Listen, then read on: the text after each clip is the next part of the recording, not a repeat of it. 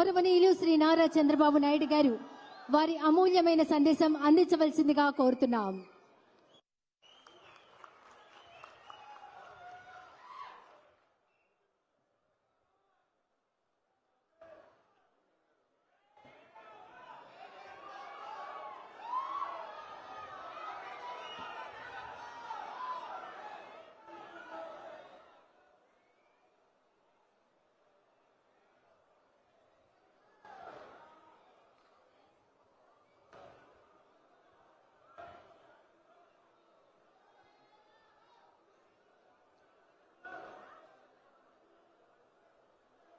గౌరవనీయులు మిత్రులు power star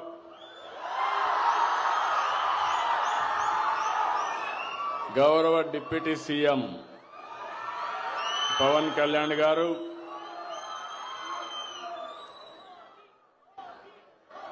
HRD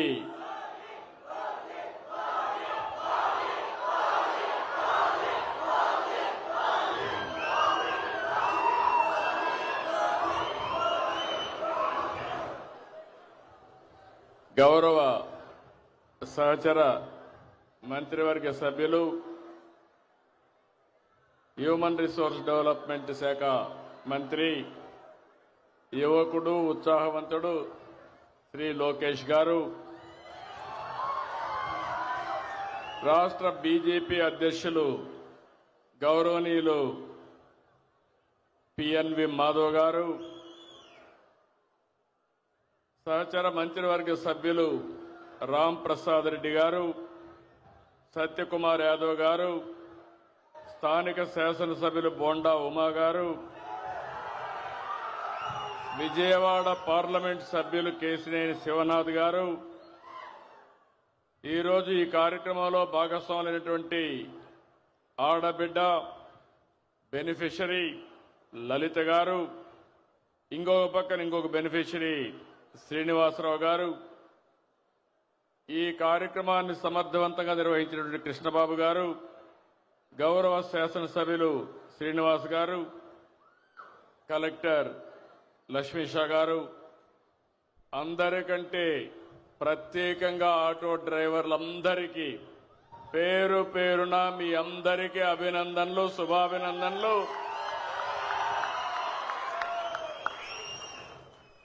OG cinema చూశారు,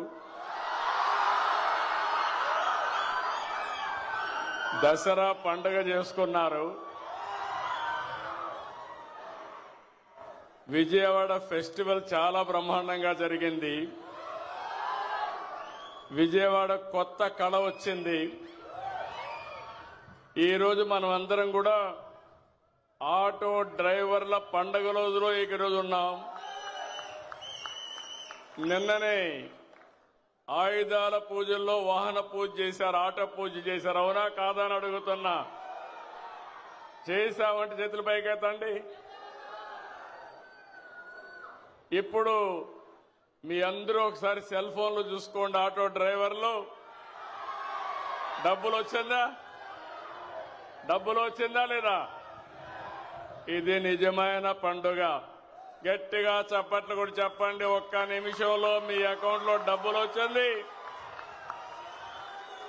మీ ఫోన్లో చెక్ చేసుకున్నారు, బ్యాంకుకు పోయే పని లేదు, కన్ఫర్మేషన్ కూడా వచ్చేసింది. అవునా కాదా అని అడుగుతున్నా. అది ఈ ప్రభుత్వం యొక్క ప్రత్యేకత, అదే ప్రభుత్వం యొక్క పని తీరని మరొక్కసారి మీ అందరికీ విజ్ఞప్తి చేస్తున్నా. ఏం తమ్ముళ్ళు 15,000 కరెక్ట్ గా వచ్చిందా? లంచాలు లేవు కదా, ₹1 ఖర్చు లేదు కదా, తిరిగే పని లేదు కదా. అదే టెక్నాలజీ.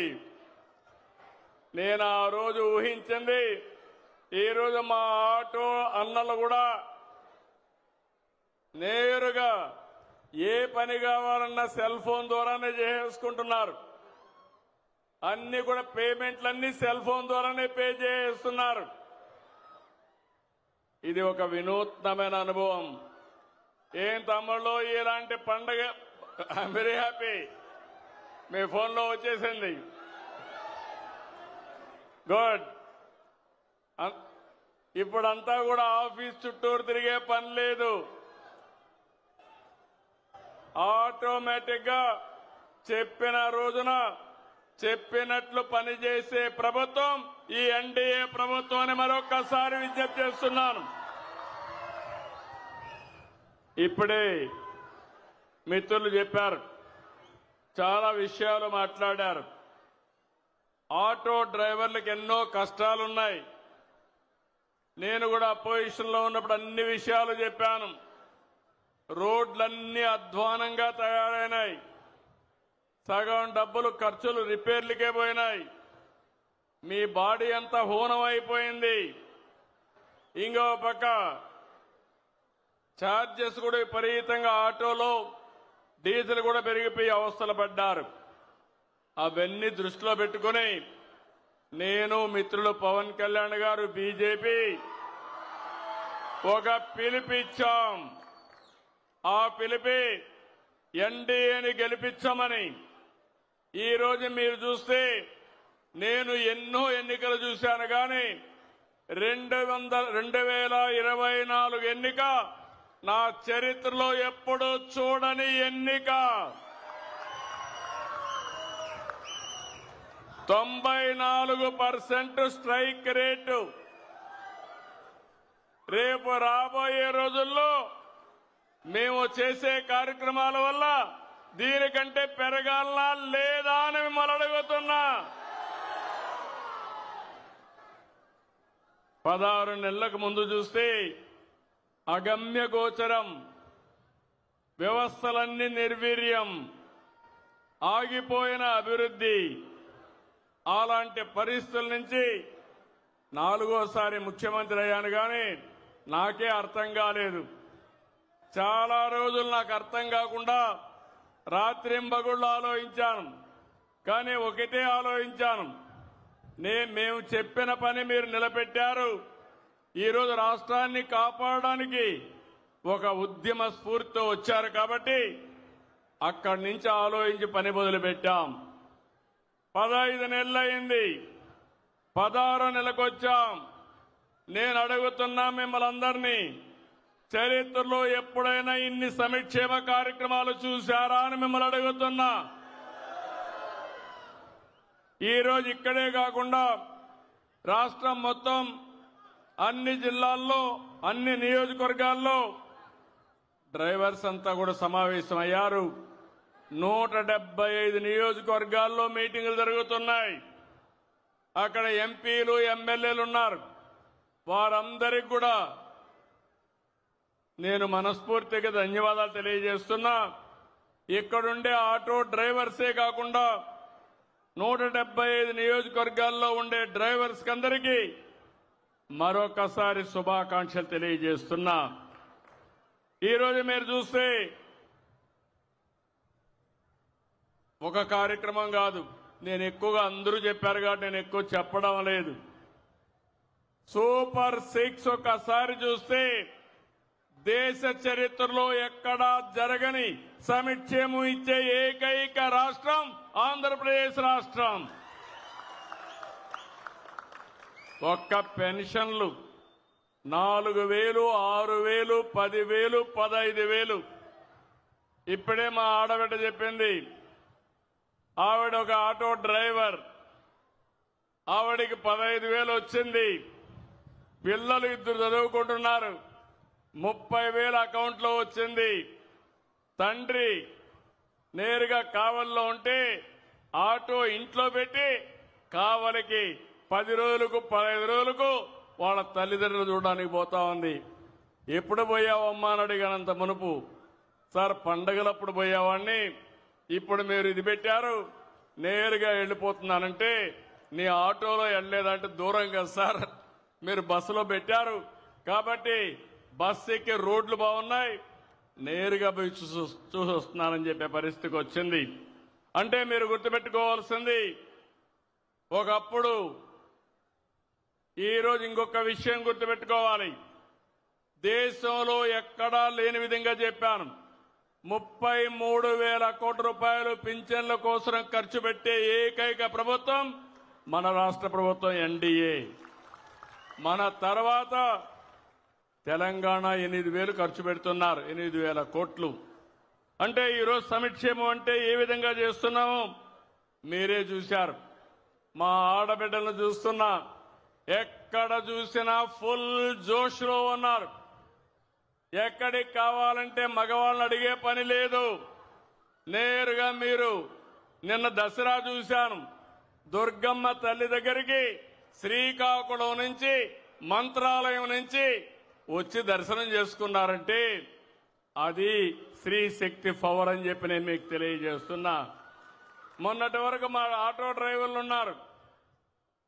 మీ ఇంట్లో ఉండే మా ఆడబిడ్డలు ఎక్కడన్నా పోవాలంటే మిమ్మల్ని వేది అడగాలి, తీసుకుపోమ్మని ఆటోలో. ఇప్పుడు మిమ్మల్ని అడిగే పని లేదు. ఎక్కడికి పోవాలన్నా నేరుగా వెళ్లిపోయే పరిస్థితికి వస్తున్నారు. అవునా కాదా అని అడుగుతున్నా మిమ్మల్ని.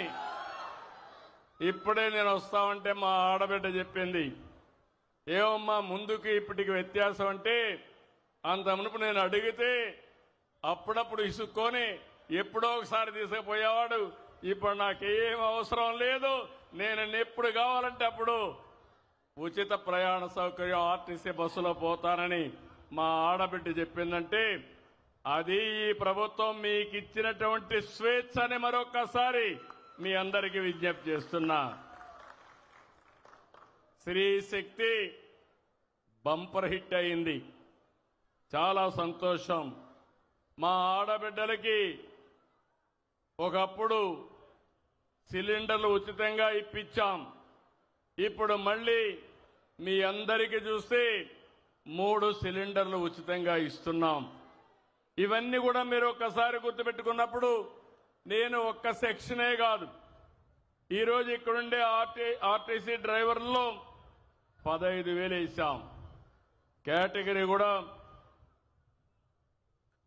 క్యాబ్ డ్రైవర్, ఆటో డ్రైవర్ కానీ, ఇంకో పక్కన వివిధ రకాలైన వెహికల్స్ లో మీరు చూసినప్పుడు auto rickshaw, three wheeler passenger, motor cab, maxi cab, ఇలాంటి రవాణా సౌకర్యం ఉండేటన్నీ కూడా ఇచ్చాం.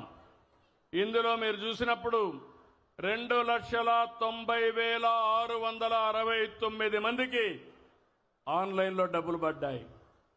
ఏ ఒక్కరికి రాకపోయినా మీరు రిపోర్ట్ చేయండి, మీకు నెంబర్ ఇచ్చాం. ప్రతి ఒక్కరికి డబ్బులు వేసే బాధ్యత మాదని మరొక్కసారి మీ అందరికీ హామీ ఇస్తున్నా. ఇదే కాకుండా ఆటో డ్రైవర్ అంటే చాలా మంది పేదవాళ్ళు ఎక్కువగా ఉన్నారు. అలాంటి ఆటో డ్రైవర్లందరికీ ఇది వర్తిస్తుందని చెప్పి కూడా నేను మీకు తెలియజేస్తున్నా. ఇవి కాకుండా ఇంకొక పక్కన మీరు చూస్తే ఈరోజు రోడ్లన్నీ బాగుపడ్డాయి. ఇప్పుడే నేను మంచి అవకాశం ఆటో డ్రైవర్ ఫ్యామిలీతో ట్రావెల్ చేశాను. ఆ కుటుంబ వివరాలన్నీ కనుక్కున్నాను. ఈరోజు ప్రతి ఒక్కరికి ఒక ఆశలు ఉన్నాయి. నేను ప్రయాణించిన ఆటో డ్రైవర్ అయితే వాళ్ళ నాన్న కూడా డ్రైవర్, కాబట్టి ఈయన కూడా డ్రైవర్ అయ్యే పరిస్థితికి వచ్చాడు. కానీ ఆ 2 పిల్లల్ని ఆలోచించాడు. 2 కొడుకులు ఉన్నారు, 2 గురించి ఆలోచించాడు. నేను పడిన కష్టం నా పిల్లలు పడకూడదని ఎన్ని కష్టాలైనా చదివిస్తామని ఆ కుటుంబం ముందుకు పోయే పరిస్థితికి వచ్చారు. వాళ్ళని ఒకసారి ఇక్కడికి రమ్మంటున్నా. ఒక ఆదర్శం ఈ కుటుంబం. రండి, ఇక్కడ అందరూ 4 రండి. ఈ కుటుంబం ఒక ఆదర్శం. రండి, పైకి రండి.